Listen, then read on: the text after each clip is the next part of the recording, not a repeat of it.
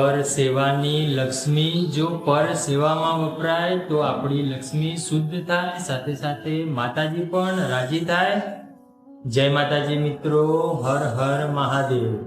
હું આપનો યોગેશ મહારાજ।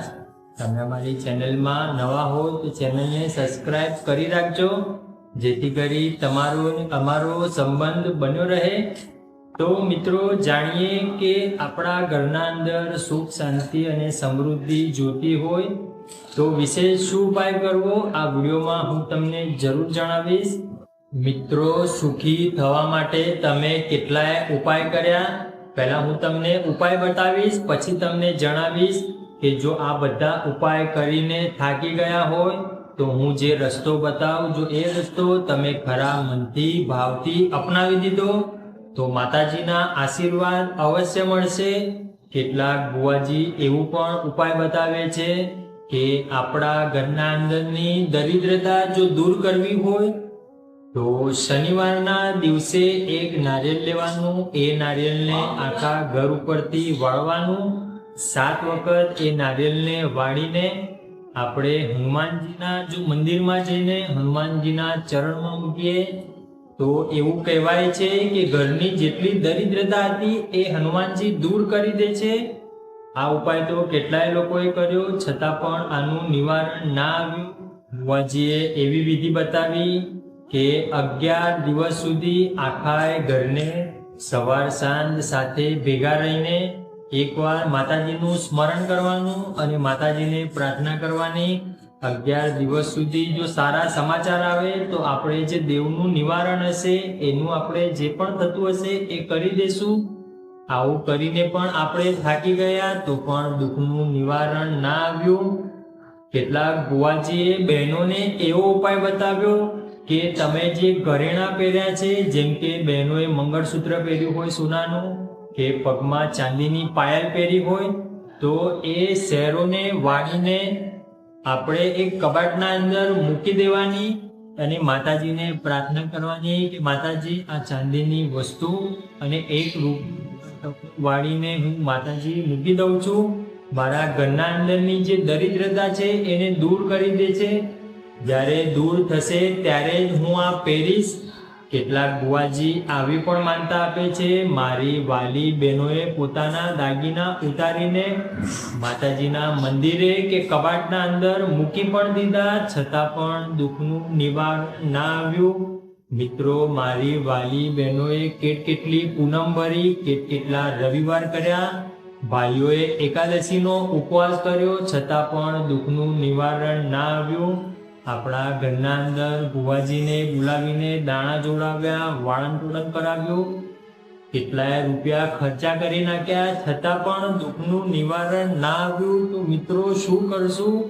આપણે થાકી ગયા છે, ખરેખર આપણને રુદન આવે છે કે હવે શું આપણે આજીવન દુઃખીના દુઃખી રહેશું? તો મિત્રો, હું તમને જણાવીશ કે ના, તમે પણ સુખી જરૂર થશો। તમને પણ માં મેલડીના આશીર્વાદ અવશ્ય મળશે। જો તમે આટલું કરશો તો તમને પણ માં મેલડીના આશીર્વાદ સાથે સાથે એવી વસ્તુ બક્ષિસમાં મળશે કે જેનો તમે ક્યારે વિચાર પણ નહોતો કર્યો। તો મિત્રો, આપણે શું કરશું? તો હું સરસ મજાનો ઉપાય આપું, કરવું ના કરવું તમારો પ્રશ્ન છે, પણ જો કરશો તો સુખી થઈ જશો।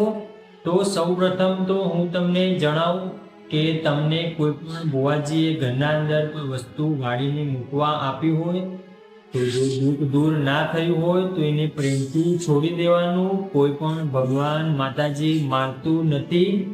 જો બુવાજી તમને ફોન કરીને ખોટી ધમકી આપીને બીવડાવતા હોય કે તમે છોડશો ને તમારા ઘરના અંદર દુઃખ આવશે, તો હું તો કહું છું કે ભલે દુઃખ આવતું છોડી જ દેવું જોઈએ, કેમ કે ભગવાન ક્યારે કોઈને મારે નહીં।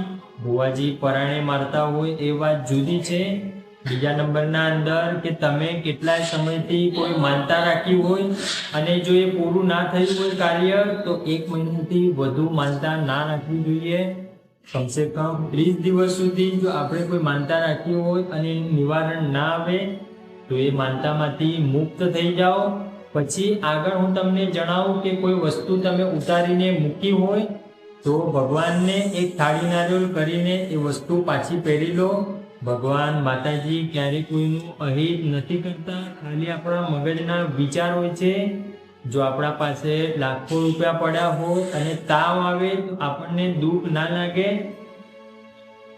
રૂપિયો ના પડ્યો હોય અને તાવ આવે તો આપણને શંકા લાગશે. મિત્રો, માતાજી ક્યારે કોઈને મારે નહીં. વહેમમાં ને વહેમમાં તો કેટલાય લોકો મૃત્યુ પામી ગયા, પણ એના દુઃખનું નિવારણ ના આવ્યું. તો મિત્રો, જાણીએ કે શું કરશું. તો આપણા વડવાઓ જે જગ્યાએ માતાજીની પૂજા કરતા હતા, જે જગ્યાએ હવન કરતા હતા, જે આપણું જૂનું થડું છે, જે થડે માં સાક્ષાત બેઠી છે, એકવાર એ સાનિધ્યમાં જઈને ઘોડા પાઘડી કરીએ તો માતાજીના આશીર્વાદ અવશ્ય મળે છે.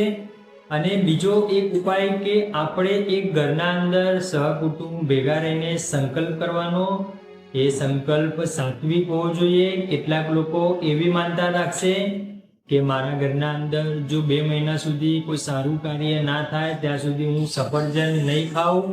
પણ મિત્રો, સફરજન જો મહિનામાં એક વખત આપણા ઘરે લાવતા હોઈએ તો આ માનતા લેખે ના લાગે. એના જગ્યાએ એવી માનતા રાખવાની કે માતાજી, અત્યારે ગમે તેવી મારા ઘરના અંદર વિપરીત પરિસ્થિતિ છે, પણ આ પરિસ્થિતિમાંથી જો હું દૂર થઈ જાઉં ત્યાં સુધી હું રોજ સવારે મંદિરે જઈને ગાયને ઘાસ નાખીશ કે કૂતરાને બિસ્કિટ ખવડાવીશ કે મારા ઘરના આગળ જો કોઈ જરૂરિયાતમંદ આવે એની હું સેવા કરી. જો આવી રીતે પ્રાર્થના કરવામાં આવે, આવી રીતે ભાવપૂર્વક માતાજીનું સ્મરણ કરવામાં આવે અને આવી માનતા રાખીને આવો સંકલ્પ કરીએ તો ભગવાન માતાજી અવશ્ય સાંભળે છે. પણ આપણે ખોટા ને ખોટા અહમમાં પડીએ છીએ, એટલા માટે દુઃખીના દુઃખી છીએ.